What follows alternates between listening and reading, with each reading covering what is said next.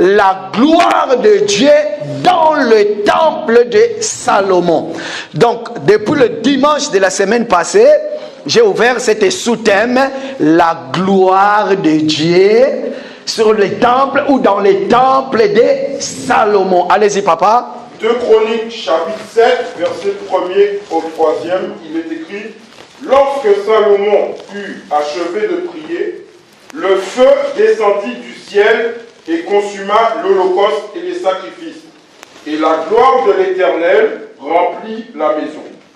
Les sacrificateurs ne pouvaient entrer dans la maison de l'Éternel, car la gloire de l'Éternel remplissait la maison de l'Éternel. Tous les enfants d'Israël virent descendre le feu et la gloire de l'Éternel sur la maison. Ils s'inclinèrent le visage contre terre sur le pavé, se prosternèrent et louèrent l'Éternel en disant: car il est bon, car sa miséricorde dure à toujours. Parole du Seigneur. Bien-aimés, ici, nous sommes en train de parler sur le temple de Salomon. Nous sommes arrivés là où aujourd'hui nous sommes en train de parler ce qu'on appelle la gloire de Dieu dans le temple de Salomon. Regardez ce qui m'a étonné encore hier quand j'étais en train de lire. Je me suis dit, Salomon qui est le roi, qui va se permettre de se mettre à genoux devant l'assemblée, n'est-ce pas? Salomon, un grand roi, qui va respecter son Dieu. Il ne va pas regarder sa position royale, qu'il est un roi, mais il va se mettre à genoux, il va s'humilier, se mettre à genoux devant Dieu pour prier et il va lever les mains. Mais si nous regardons aujourd'hui, la Bible dit la nature elle-même ne nous enseigne pas. Est-ce qu'il y a-t-il un roi terrestre, parce que je les appelle des rois terrestres, aujourd'hui devant tout le monde, qui peut se mettre debout, qui va se mettre à genoux et lever les mains, commencer à prier? Nous le voyons à partir de son père. Ce que son père avait fait. David, son père, qui va danser. Et les gens vont critiquer David, son père, qui est en train de danser. Vous savez, il était en train de danser lorsqu'on conduisit l'arche de l'Éternel, n'est-ce pas? Voilà pourquoi, aujourd'hui, si nous voulons parler de danse de David, ce n'est pas cette danse-là que les gens dansent dans les assemblées. Jadis, c'était... comment on dansait ça, hein?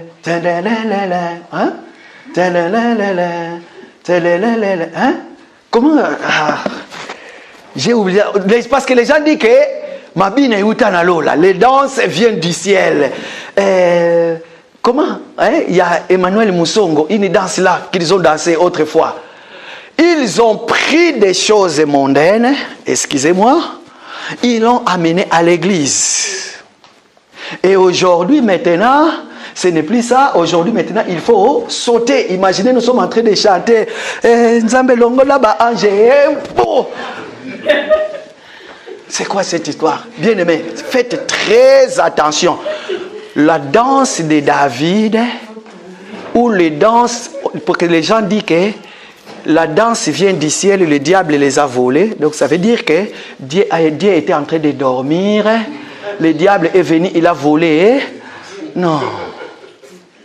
Le vrai danse que David a dansé, c'est la danse de l'humiliation. Nous le voyons, la personne de notre Seigneur Jésus-Christ, lorsqu'il portait la croix, les gens ont en train de dire, mais toi qui as sauvé les gens, parce que de l'autre côté aussi, on a dit le même à David.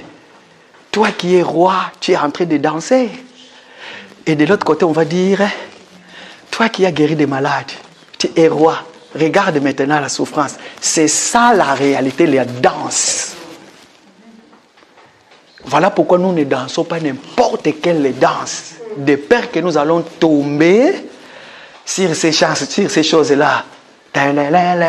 Tout le monde dans l'église. C'est quoi cette danse-là? Tout le monde, s'il vous plaît. Hein? Les gens vont commencer. Ah, je ne sais pas quoi. Non.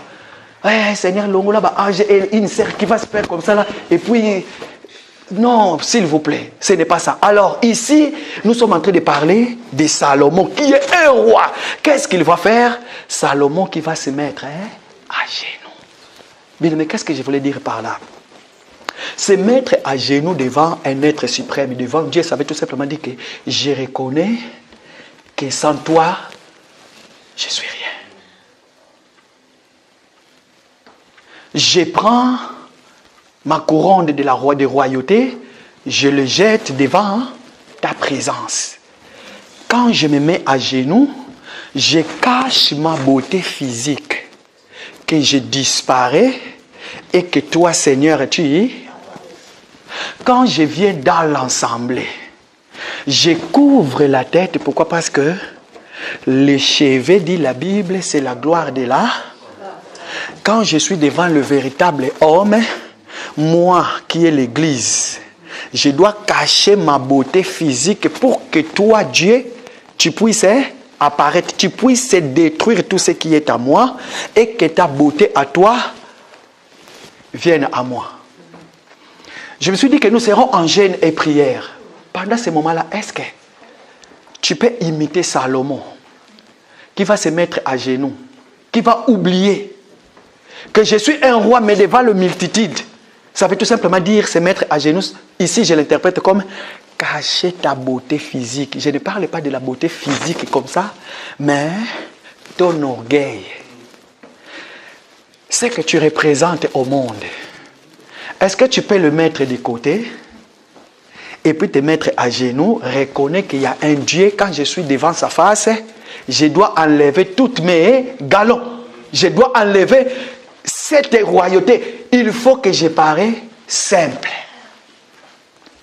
Maintenant, regarde. Nous avons remarqué, la Bible dit que, relisez-la moi, excusez-moi, relisez-la moi. Lorsque Salomon, juste le verset premier. Allez-y, écoutez. Salomon eut achevé de prier, le feu descendit du ciel et consuma l'holocauste. Merci papa. Lorsque Salomon a fini de prier, la Bible dit que le feu descendit du ciel.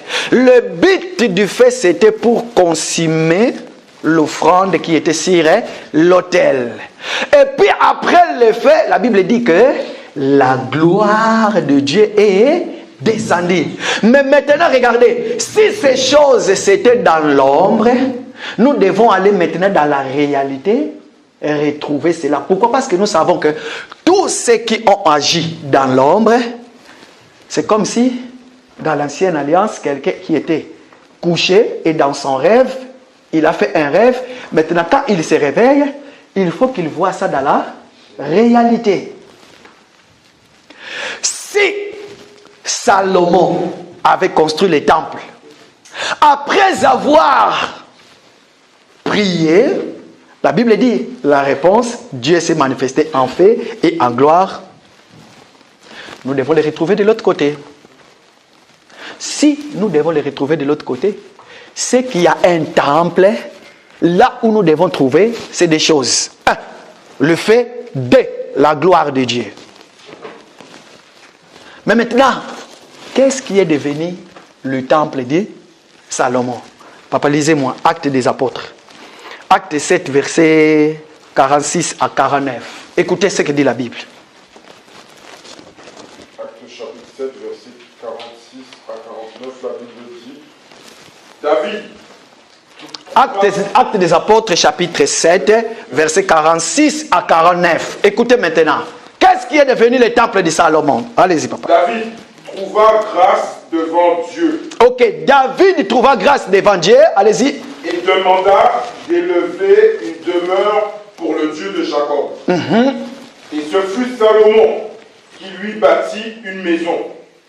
Mais le Très-Haut n'habite pas dans ce qui est fait de main d'homme. Comme dit le prophète, verset 49, « Le ciel est mon trône et la terre mon marchepied. Quelle maison me bâtirez-vous, dit le Seigneur, ou quel sera le lieu de mon repos ?» Est-ce que nous avons compris?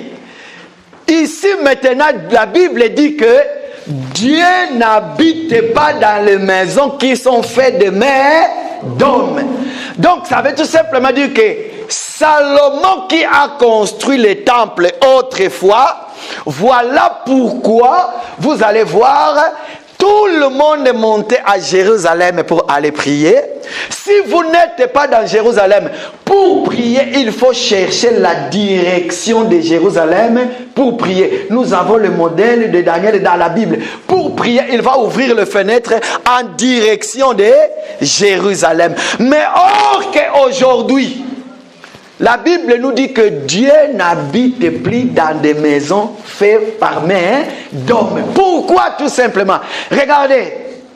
Aujourd'hui, vous allez comprendre, si cette maison ici, c'était le temple de Dieu, ça veut tout simplement dire que lorsque tu viens et que tu entres dans cette porte, tu dois tenir une position, tu dois incarner la marque de la sainteté devant toi. Pourquoi? Parce que je suis en train d'entrer dans une maison que Dieu habite. Ça veut dire que lorsque Israël quittait le temple, il retournait en ville ou dans la cité. Israël abandonnait beaucoup de choses. Ils avaient peur quand ils franchissaient les portes du temple. Pourquoi? Parce qu'ils savaient que Dieu y habite. Israël avait embelli les temples. C'est comme aujourd'hui, dans beaucoup d'assemblées, si vous partez comme nous aimons bien le dire, vous allez, si vous entrez, on n'a pas besoin de vous dire. Vous allez voir le véritable Salomon avec la reine. On n'a pas besoin de vous dire, vous allez voir les acolytes de Salomon. Maintenant, nous allons dire, est-ce que réellement c'est le temple? Voilà pourquoi la Bible dit que Dieu n'habite plus dans les maisons. Répétez-le-moi, s'il vous plaît. Allez-y, écoutez. Chapitre 7, verset 40. Allez-y doucement, allez-y. 46 à 49. Allez-y, mot par phrase. David trouva grâce devant... David a trouvé grâce, n'est-ce pas? Comprenez ici, David a trouvé grâce. Allez-y. Et demanda d'élever une demeure pour le Dieu de Jacob. Ok. Et ce fut Salomon. Et ce fut Salomon qui lui bâtit une maison. Ok, nous avons déjà expliqué qui était David et qui était Salomon. Qui est David aujourd'hui? Qui est Salomon aujourd'hui? N'est-ce pas? Allez-y. Mais le Très-Haut n'habite pas dans ce qui est fait de main d'homme. Ok, les Très-Hauts, écoutez bien, les Très-Hauts n'habitent pas ce qui est fait de main d'homme. Pourquoi? Parce que les mains des hommes sont sales. Allez-y, papa. Comme dit le prophète, le ciel est mon trône. Ok, si le ciel est le trône de Dieu, allez-y. Et la terre me marche. Et la terre, c'est son marchepied. Quelle maison me bâtirez-vous? Quelle maison me bâtirez-vous? Pourquoi la Bible dit le ciel est son trône, la terre est son marchepied? Voilà pourquoi dans cet évangile, nous avons dit que quand est-ce que Dieu a fait la terre son marchepied? N'est-ce pas? Quand est-ce que Dieu a marché sur la terre? Vous le savez? Oh, l'assemblée. Quand est-ce que Dieu a marché sur la terre? Maintenant, nous allons comprendre. Est-ce que Dieu aujourd'hui, il habite où? Nous le savons déjà que nous savons là où Dieu habite aujourd'hui. Pourquoi? Parce qu'il n'est plus dans le temple qu'on a construit autrefois. Où il est? Allez-y, papa. 1 Corinthiens chapitre 3, verset 16 à 17. Écoutez. 1 Corinthiens chapitre 3, verset 16 à 17. La Bible dit: Ne savez-vous pas que vous êtes le temple de Dieu? Ok. Ne savez-vous pas que vous êtes le temple de Dieu? Allez-y. Et que l'Esprit de Dieu habite en vous. Et que l'Esprit de Dieu habite en vous. Continue, papa. Verset 17. Si quelqu'un détruit le temple de Dieu, Dieu le détruira. Car le temple de Dieu est saint et c'est ce que vous êtes. Papa, allez-y. Maintenant, doucement, je vais vous accompagner. Écoutez ce que la Bible dit. 1 Corinthiens chapitre 3. Suivez-moi très bien. Suivez-moi très bien. Papa, une minute. J'ouvre une parenthèse. l'ensemble de Dieu. Si vous n'êtes pas le temple de Dieu, sachez-le que s'il y a l'enlèvement aujourd'hui, vous ne partirez pas. Pour partir à l'enlèvement de l'église, vous devez être le temple de Dieu. Dieu doit habiter en vous. Comment on reconnaît le temple de Dieu? Pourquoi? Parce que le sceau, vous devez être cacheté par le sceau. Écoutez maintenant ce que la Bible dit. Allez-y, papa. Doucement. Aujourd'hui, nous allons aller doucement. Pourquoi? Parce que nous voulons entrer à un moment de la prière. Nous voulons... Allez-y, papa. Je vais faire les commentaires après. Ok? Ne savez-vous pas? Ne savez-vous pas Que vous êtes le temple de Dieu. Ok, que nous sommes les temples de Dieu. Que tu es le temple de Dieu. Et que Dieu habite où? Non, dites-le bien. Dieu habite où? En moi. Si Dieu habite en moi, et regardez, si Dieu habite en moi, ça veut tout simplement dire, quand je marche, c'est Dieu qui marche sur la terre. Car la terre est son marchepied. La première fois que Dieu a marché sur la terre, c'est lorsqu'il a entré dans le corps de Jésus. Amen. Voilà pourquoi c'est là où il y a l'erreur. Beaucoup de gens ne comprennent pas qui est Jésus et qui est le Christ. C'est deux personnes différentes. Jésus, c'est le fils de Marie. Amen. Christ, c'est le oint. Dieu a utilisé le corps de Jésus pour naître dans le ventre de Marie, pour entrer dans le monde. La première fois que Dieu a marché. Voilà pourquoi nous disons, Jésus, c'est l'enveloppe qu'on a mis la lettre dedans. Nous avons dit, entre l'enveloppe et la lettre, qu'est-ce qui est le plus important? Or que pour que le courrier puisse arriver dans sa destination, nous avons le besoin de l'enveloppe. Parce que sur l'enveloppe est marquée l'adresse. Pour que Dieu puisse arriver jusqu'à nous, il a fallu que Jésus puisse naître. Et que la plénitude de Dieu, c'est là où nous avons dit que les gens disent que Jésus était 100% homme et 100% Dieu. Ça n'existe pas dans la Bible. Ces versets-là n'existent pas. La Bible dit que la plénitude de Dieu habitait en lui. Voilà pourquoi les hommes ont dit ça. Mais maintenant, si Jésus était le temple qui a conduit Dieu ici sur terre, ça veut dire que en ce moment-là, Dieu a quitté le ciel, il est entré dans le monde. Par Jésus, il a commencé à marcher. Nous disons que quand il a commencé à marcher, ça veut tout simplement dire qu'il a quitté son trône, il est mort, parce que la mort c'est ici sur terre.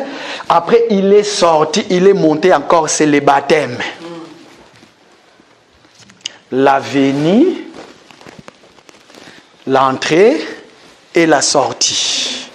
Voilà pourquoi lorsque tu reçois le baptême, nous disons que tu es mort quant au péché et tu es ressuscité avec Christ.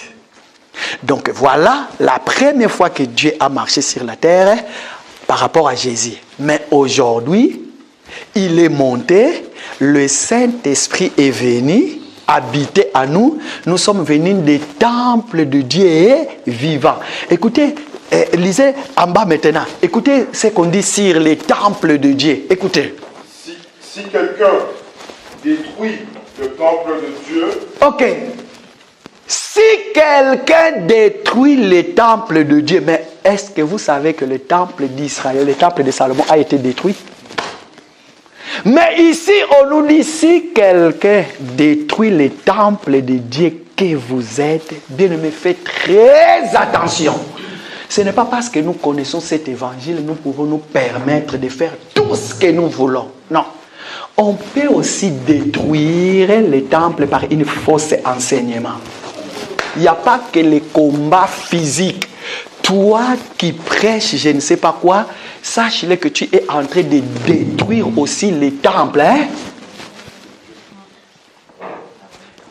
Et dans l'autre sens, toi qui es dans le Seigneur, ne t'inquiète pas. si les Étienne ont été lapidés, le temple de Dieu qu'ils ont été, et il y a aussi les sorts, parce que la Bible dit, Étienne a été lapidé. Étienne était aussi le temple de Dieu. Il a été lapidé. Malheur aux gens qui ont fait cela. Mais regardez la beauté de l'évangile. Il n'a pas condamné. Père, pardonnez-les. Lisez, si quelqu'un, écoute maintenant. Si quelqu'un détruit le temple de Dieu, Dieu le détruira. Ok, Dieu lui détruira aussi. Pourquoi? Parce qu'un enfant de Dieu, voilà pourquoi il faut faire la différence. Il y a d'autres questions, ça nous le savons, il y a d'autres questions. Quand vous posez une question, est-ce que, je vais donner un exemple, c'est très important, j'ai aimé cette question le vendredi. Est-ce qu'un enfant de Dieu peut perdre la foi? Nous avons vu ça le vendredi. C'est là où nous avons compris, un enfant de Dieu ne peut pas perdre la foi. Mais c'est lui qui tue l'autre, c'est lui qui détruit l'autre, sachez qu'il n'était pas un enfant de Dieu. Mais toi qui as les dons du Saint-Esprit, Dieu est en toi. D'où est venue cette idée d'avoir la haine contre ton frère, contre ta sœur? Bien aimé, si tu es le temple du Saint-Esprit, regarde ce que nous devons voir en toi. Lisez-le-moi. Galates chapitre 5. Écoutez, si réellement tu es un enfant de Dieu, nous devons trouver toutes ces choses-là. La loi n'est pas contre cela. Hein? Si tu es vraiment le temple du Saint-Esprit, si tu n'as pas toutes ces choses que nous allons citer, bien aimé dans le Seigneur, pendant ces moments de jeûne et prière, entre dans la présence du Seigneur. Je vais être cet champ-là que toi-même tu vas labourer et tu vas faire de sorte que tout ça puisse se retrouver sur moi. Allez-y, papa, lisez-les-moi. Galates chapitre 5, verset 22. Au contraire, voici ce que l'Esprit Saint produit. Ok. C'est que l'Esprit Saint produit où? Dans le temple de Dieu que nous sommes. Le Saint-Esprit qui le produit en nous. Allez-y, papa. Amour. Amour, tu dois avoir l'amour en toi. La joie. La joie. La paix. La paix. Tu n'es pas été appelé pour apporter l'épée, hein? Pour détruire les autres, mais la paix dans le sens du mot. P-A-I-X. Et non l'épée. Allez-y. La patience. La patience. Un enfant de Dieu doit avoir la patience. Parce que tu es le temple du Saint-Esprit. Nous devons retrouver ça dans toi. Allez-y, papa. La bonté. La bonté aussi. Nous devons trouver ça en toi. La bénignité. La bénignité.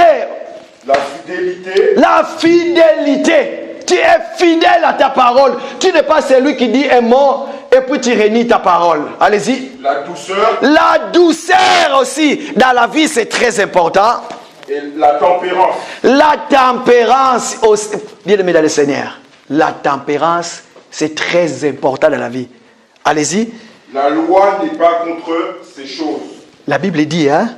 La loi n'est pas contre ces choses. Jadis, j'avais donné un petit exercice. Est-ce que vous vous souvenez de cet exercice-là? J'avais dit ceci.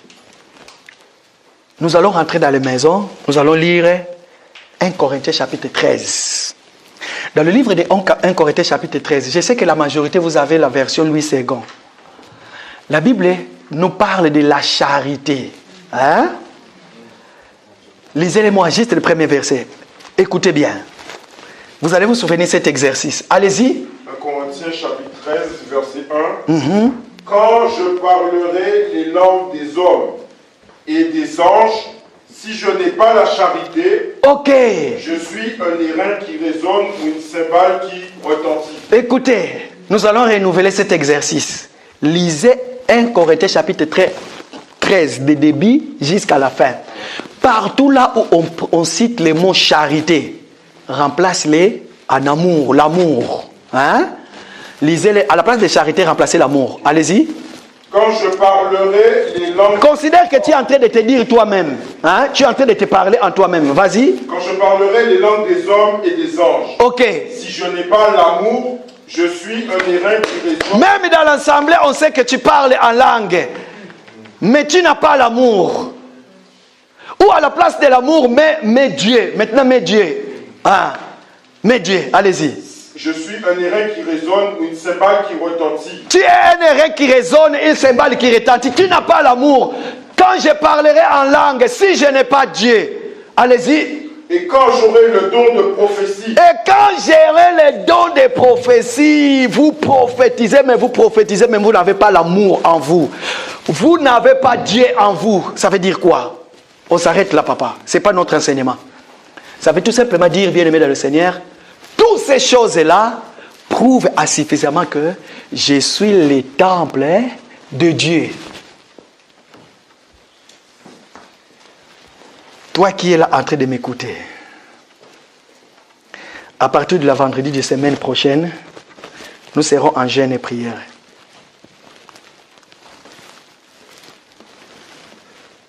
Est-ce que toutes ces choses, tu l'as en toi ou tu ne l'as pas? C'est à toi maintenant de demander à Dieu. Dis, Seigneur, j'ai besoin d'avoir l'amour, la joie, la paix en toi. Regardez maintenant. Si nous sommes réellement le temple de Dieu, c'est que nous avons lu. Nous devons retrouver le feu doit descendre sur nous et la gloire de Dieu doit être sur nous. Maintenant, nous allons de l'autre côté chercher quand est-ce que le feu est descendu, quand est-ce que la gloire de Dieu est venue sur les temples que nous sommes. Allez-y, papa. Lisez-le-moi. Actes des Apôtres, chapitre 2, versets 1 à 4. Écoutez maintenant. Actes des Apôtres. Non, nous allons commencer d'abord. Oui, lisez-le-moi. Allez-y. Actes des Apôtres, chapitre 2, versets 1 à 4. Le jour de la Pentecôte. Maintenant, le jour de la Pentecôte. Ils étaient tous ensemble dans le même lieu. Arrête-toi d'abord là-bas. Salomon avec les multitudes dehors, ils étaient tous, n'est-ce pas? Des Chroniques chapitre 6, la Bible dit que Salomon rassembla les peuples et s'est mis à genoux. Maintenant ici, la Bible nous dit que les jours de Pentecôte aussi, ils étaient tous ensemble. Allez-y. Tout à coup, lorsque Salomon y achevé de prier, allez-y. Il vint du ciel un bruit comme celui de vent impétueux. Il vint du ciel un bruit comme celui de vent quoi? Impétueux. Et il fait quoi? Et il remplit toute la maison où ils étaient assis. Et il remplit toute la maison là où ils étaient assis. La Bible nous dit, dès Chroniques chapitre 7, la Bible dit que, allez-y, finis d'abord. Des langues semblables à des langues de feu. Des langues semblables à des langues de quoi? De feu. Et puis quoi? Leur apparurent, séparées les unes des autres, ok, se posèrent sur chacun d'eux. Se posèrent sur chacun d'eux, allez-y. Verset 4, et ils furent tous remplis du Saint-Esprit. Et ils furent tous remplis du Saint-Esprit. Papa, allez-y. Et se mirent à parler en d'autres langues, selon que l'Esprit leur donnait de s'exprimer. Voilà, là maintenant nous allons entrer dans la sémantique du Saint-Esprit. Nous allons maintenant expliquer la gloire de Dieu et l'apparition du Saint-Esprit. La Bible dit que le feu était descendu lorsque Salomon a achevé de faire quoi? De prier. Le feu descendu, n'est-ce pas? Pour faire quoi? Pour brûler l'offrande. Et après la gloire de Dieu est descendue, remplissait les temples de Salomon. Ici on nous dit, je fais le parallélisme, ici on nous dit que le langue de feu, le Saint-Esprit descenda, et ils étaient tous remplis du Saint-Esprit. Ils parlaient en langue comme les donnait le Saint-Esprit.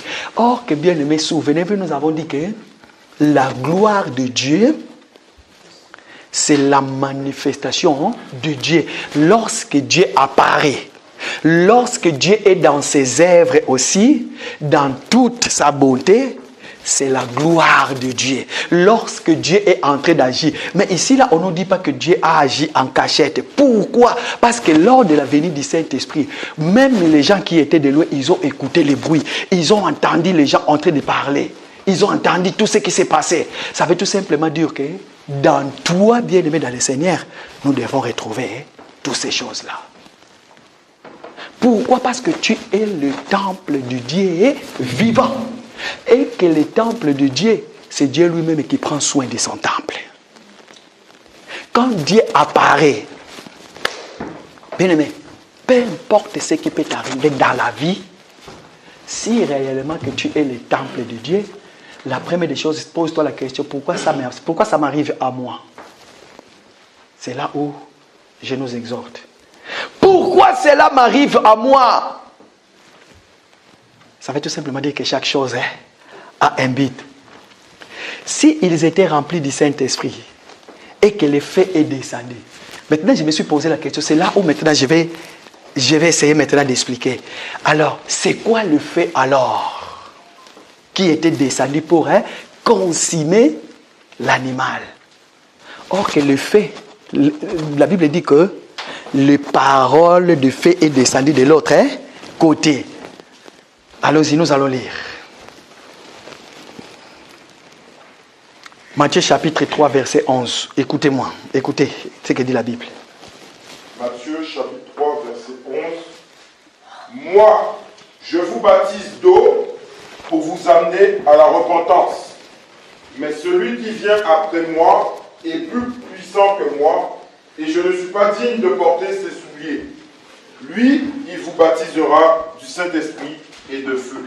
Ah! Donc ça veut dire que c'est lui qui viendra, c'est lui qui va nous baptiser du Saint-Esprit et du feu.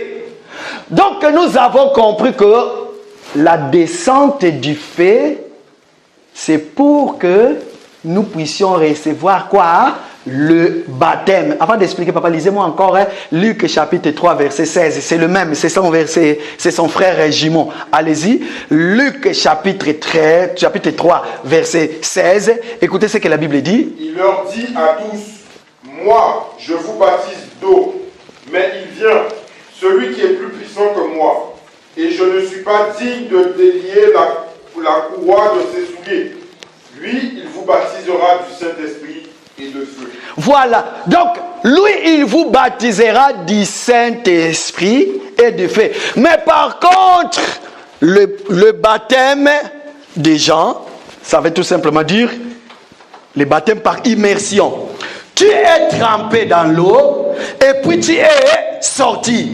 Et ici, on nous dit que le feu, c'est le Seigneur qui baptise du feu. Ça veut dire que lorsque le feu descend, c'est pour calciner l'offrande que tu es. Tu ne peux plus rester le même. Pourquoi? Parce que c'est le feu qui te consume, le feu qui te calcine, le feu qui te brûle.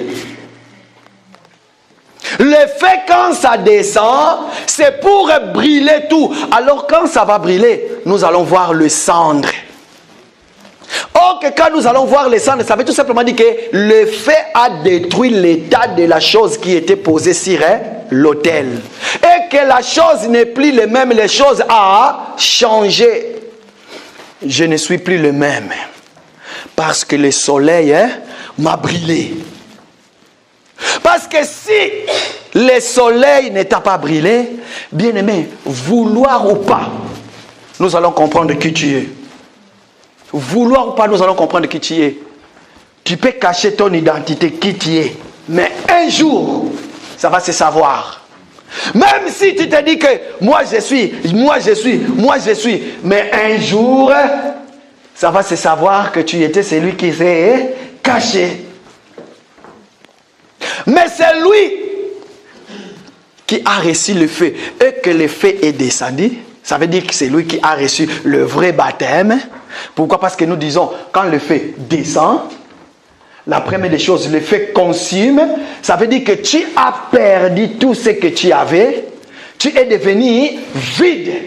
C'est là où j'ai donné l'explication de cette illustration. J'ai dit, un arbre, quand il est planté, il reçoit les vitamines de l'endroit là où il est planté. Mais quand on va couper l'arbre, déjà, c'est la séparation des vitamines qui viennent dans les racines et l'arbre. Quand ça tombe, maintenant, le soleil va venir frapper dans l'arbre.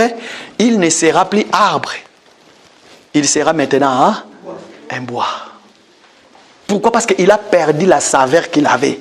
Voilà pourquoi vous allez comprendre. On va prendre les bâtons, on va l'amener dans le temple. J'ouvre juste une parenthèse, ça va venir après.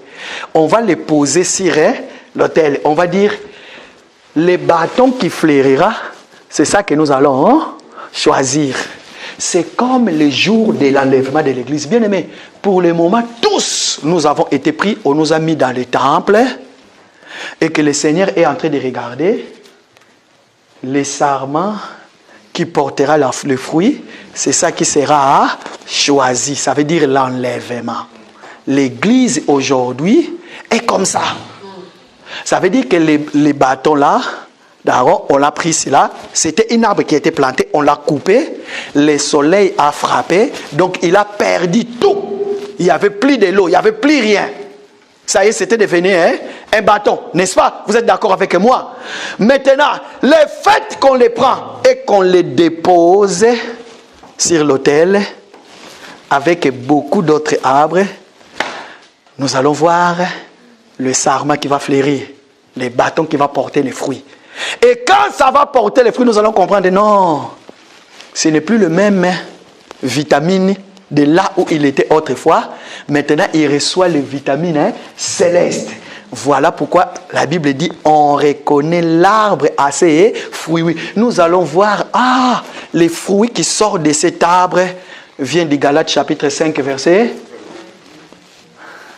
Pourquoi? Parce que tu es l'arbre qui a été coupé. Bien aimé dans le Seigneur. J'ouvre encore une parenthèse. Il y avait une aveugle.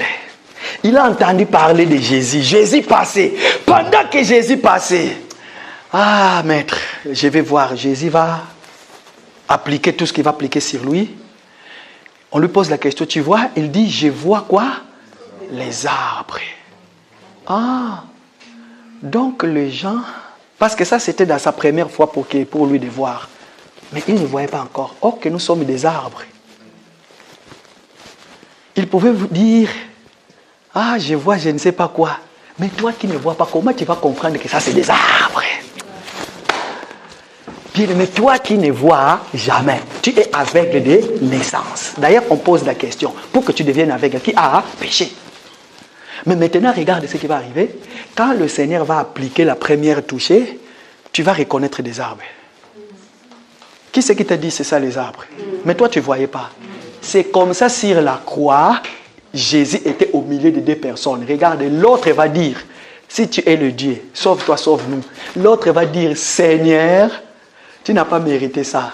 Souviens-toi de moi. Il confesse d'abord que tu es Seigneur. Qui lui a dit que Jésus était Seigneur? Parce qu'il s'est retrouvé sur la croix, parce qu'il avait fait quelque chose de mauvais.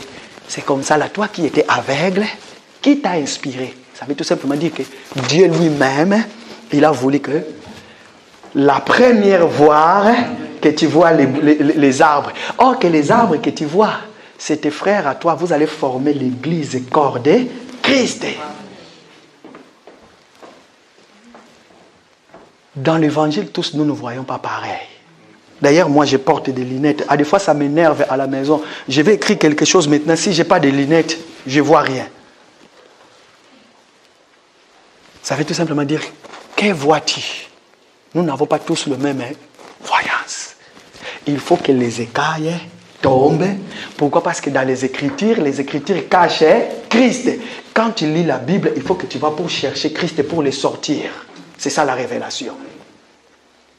Donc ça veut tout simplement dire que si le Saint-Esprit est descendu le jour de Pentecôte, donc le but du Saint-Esprit, le but du fait, il était déjà venu pour consumer l'animal ou l'offrande qui était sur l'autel.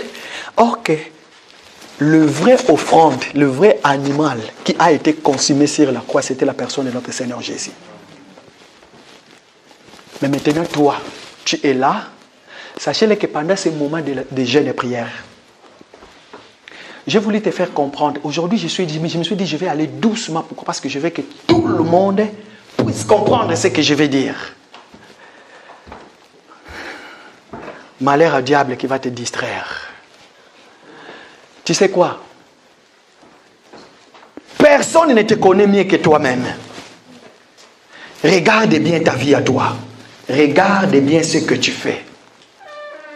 Quand tu seras tout seul dans la maison, partout là où tu seras, dis-toi que est-ce que je vois toujours bien ou bien je ne vois pas? Est-ce qu'il faut que je porte des lunettes? Et des lunettes que je vais porter, qui c'est qui va me les donner? Est-ce que c'est des lunettes spirituelles ou des lunettes terrestres? Mais par contre, quand on porte des lunettes terrestres, l'état de vision ne s'améliore pas. Mais ça va toujours d'aller pour s'empirer. Mais quand on porte des lunettes célestes, tu es éclairé. Les écailles sont tombées. Nous, dans l'évangile, nous prêchons un peuple pour les préparer, pour aller à la rencontre du Seigneur. Mais comment tu veux aller à la rencontre du Seigneur? Tu ne vois pas encore.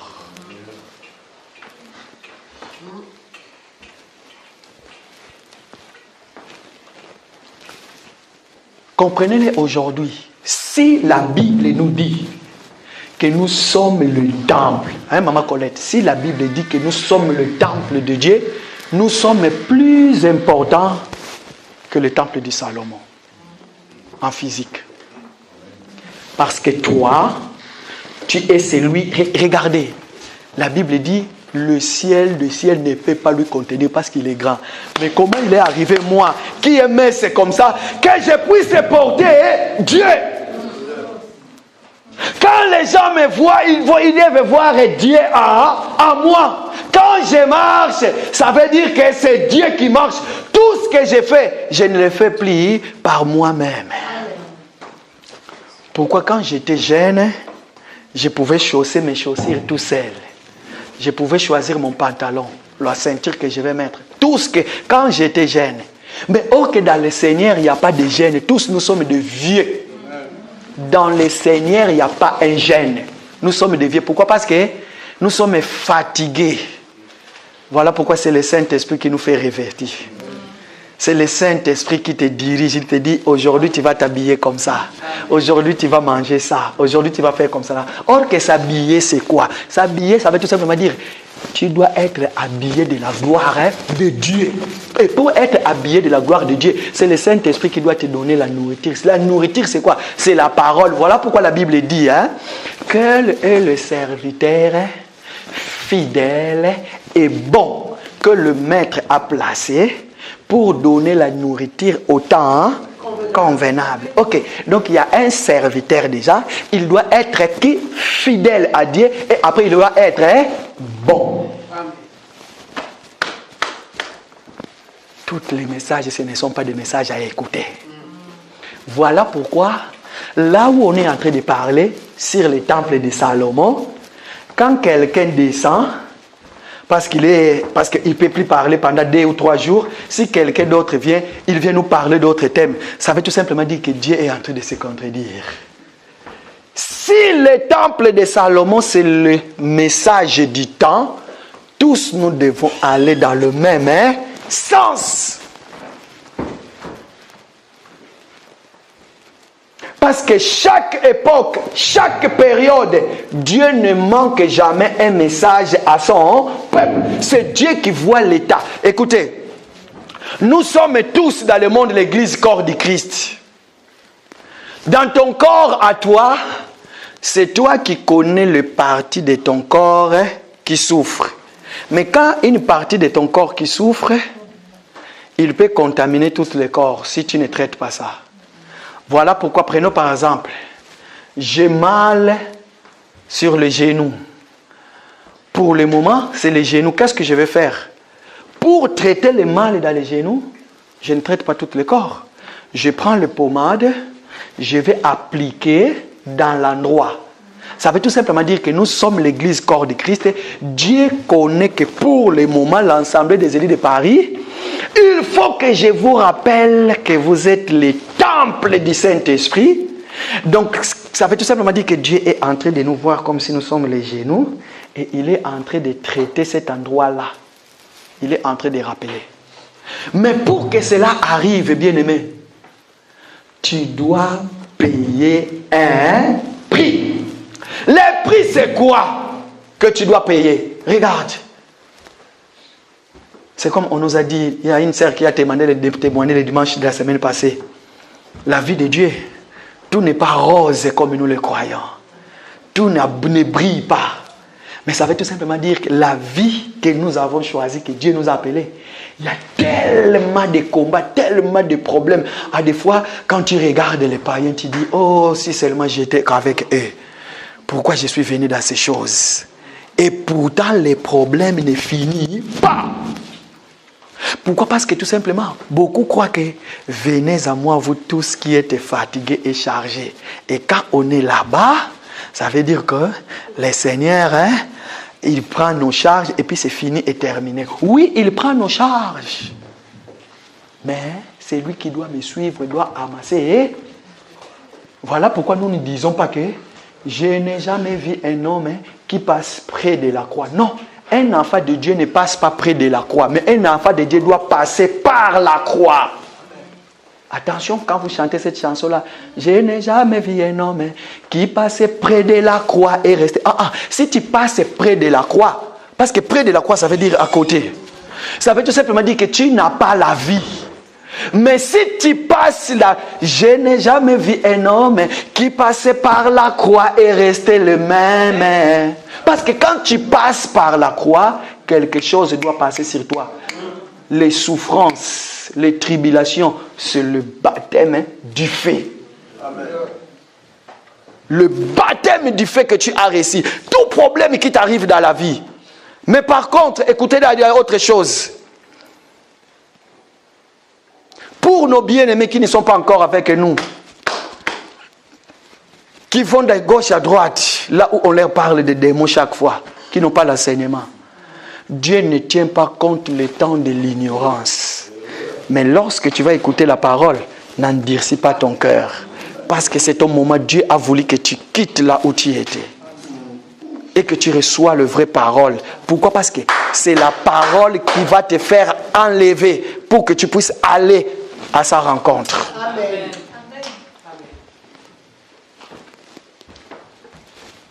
Tout ce qui t'arrive dans la vie, un enfant de Dieu, comme nous disons, un enfant de Dieu ne prie pas à toa. Ça c'est en portugais. Un enfant de Dieu ne prie pas n'importe comment. Mais un enfant de Dieu, quand quelque chose arrive, il pose la question, Seigneur, ce qui m'arrive, pourquoi? Et pourtant, toi, tu avais dit, venez à moi, vous tous qui êtes fatigués et chargés. Il peut t'arriver par rapport à ce que moi j'ai fait. Voilà pourquoi le malheur est arrivé. Vous savez pourquoi? Parce que tellement que toi, tu as confessé que tu es un enfant de Dieu, le diable ne te laissera pas tranquille. Le jour où tu vas tomber dans le péché, le diable va te frapper vraiment. Là, tu dois comprendre que cette tribulation-là, je l'ai eu. Pourquoi? Parce qu'à cause de moi-même. Mais pour te faire passer dans une étape à l'autre, sache-le que tu étais ici, tu ne peux pas monter ici sans les problèmes. Nous, on nous disait, nous jadis, on voyait, ici c'est une parenthèse, on voyait les ministères, c'est comme ça, là c'est quelque chose de bien, je vais recevoir les honneurs, je vais recevoir tout. Un jour, avec mon père de la foi, il commence à me parler, il me dit, écoutez, regarde ce qui va t'arriver. Regarde ce qui va t'arriver, regarde ça, regarde ça, regarde ça. Il arrivera même un moment, tu vas dire, non, je vais abandonner. Ça veut dire que tu ne peux pas passer d'une étape à l'autre. Si tu veux monter, attends-toi qu'il y aura un problème. Nous avons l'exemple dans la Bible. Il faut que les disciples de Jésus puissent se disperser, qu'ils puissent se cacher dans la maison. Pourquoi? Parce qu'on a arrêté les maîtres. Et ils ont peur d'être arrêtés aussi. Mais quand ils vont commencer à parler, leur langage va les trahir. C'est comme ça on va leur dire, toi, tu es aussi avec lui. Non, non, non, non, non. Pourquoi? Parce qu'ils ont peur de la tribulation. Or que quand ils ont peur de la tribulation, les tribulations lui les faire passer d'une étape à l'autre. Toi qui es là, qui a des problèmes, je vais terminer par là. À partir de maintenant, dis Seigneur, pourquoi cela m'arrive ou pourquoi cela m'est arrivé? Si tu te souviens que tu as péché, c'est à cause de quelque chose que tu as fait. Parce que le diable ne vient que pour détruire. Demande pardon, dis maintenant Seigneur, je reconnais que je suis le temple du Saint-Esprit. Nous allons monter dans la prière. Chaque vendredi, nous sommes en jeûne de prière. Je veux que le feu descende pour détruire tout le mal qui est en moi. Et que toi, maintenant, tu prends place. Change maintenant ta façon de voir les choses, ta façon de prier. Seigneur, autrefois, j'étais en bonne santé. Est-ce que c'est par rapport au travail que je faisais? Voilà pourquoi je suis devenu comme ça. Pourquoi il y a tant de tumulte dans ma maison? Pourquoi cette situation dure toujours dans la famille? Pourquoi nous avons tous des problèmes? Bien-aimé, toi qui es là, si réellement que tu es le temple du Saint-Esprit, mais pose la question à celui qui t'a fait de ton temple. Dis-lui, si c'est toi qui as fait de moi ton temple, mais si je ne suis pas bien, ça veut dire qu'il y a un problème. Il y a un problème. Nous avons dit ceci. Un courrier bien écrit, en bonne et uniforme, sans faute d'orthographe. On prend le courrier, on le met à l'enveloppe. Mais si l'enveloppe n'est pas en bon état, le courrier risque d'aller dans une autre destination, au lieu d'aller à la destination de l'adresse qu'on avait écrite. Ça veut tout simplement dire que si ton corps physique ne va pas bien, à un moment tu auras des faiblesses dans la prière. Voilà pourquoi aujourd'hui je suis venu nous dire, ça fait longtemps que tu pries, ça fait longtemps que tu cherches la face de Dieu par rapport à ton problème à toi. Le Seigneur veut que l'Assemblée des élus de Paris, nous soyons unis. Écoutez le message, c'est ça tout simplement. Nous soyons unis, après les tumultes, après les tempêtes, reconnaissez-vous que vous êtes le temple du Saint-Esprit. Demandez pardon, humiliez-vous. Dites-vous, Seigneur, tout ce qui nous est arrivé, plus jamais. Dites-vous, Seigneur, même dans ma maison, tout ce qui m'arrive maintenant, plus jamais. Je vais changer encore davantage. Je vais monter encore. Je ne prêche pas, mais je sais que moi aussi, je peux être une servante, servir dans ton saint temple. Je peux être un serviteur aussi. Tout ce qui m'arrive a un but. Tout simplement parce que Dieu, tu existes. Tout ce qui m'arrive n'arrive pas par hasard. Là où tu es maintenant, est-ce que tu peux te lever? Regarde le silence dans la salle.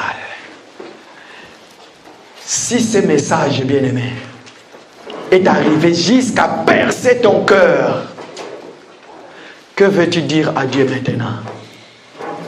Que veux-tu dire à Dieu maintenant? C'est le vendredi là déjà. Le vendredi, nous serons en jeûne et prière. Peut-être que toi, tu es en train de prier. Seigneur, depuis que je suis arrivé dans ce pays, je ne vois pas ma situation claire. Je manque de stabilité dans ce pays. D'ailleurs, les autorités de ce pays, ils ont endurci la régularisation. D'ailleurs, pour moi, situation de mariage, je ne vois plus l'issue des secours. D'ailleurs, dans ma famille, tu vois le problème là qui te dérange. Vas-y, maintenant tu vas élever tes mains. À moitié levées. Nous avons nommé à moitié.